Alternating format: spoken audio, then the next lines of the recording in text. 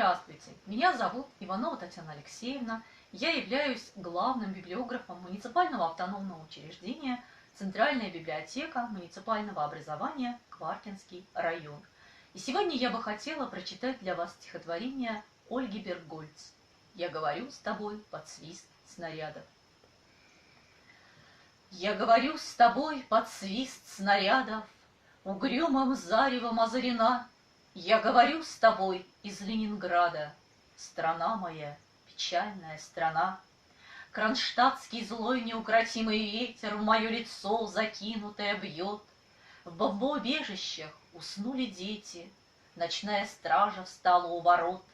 Над Ленинградом смертная угроза, бессонной ночи, тяжек день любой. Но мы забыли, что такое слезы, что называлось страхом и мольбой.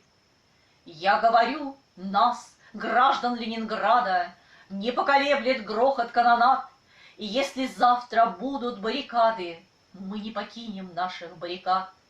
И женщины с бойцами встанут рядом, и дети нам патроны поднесут, и надо всеми нами зацветут старинные знамена Петрограда. Руками сжав обугленное сердце, такое обещание даю я, горожанка, мать красноармейца, погибшего под Стрельнею в бою.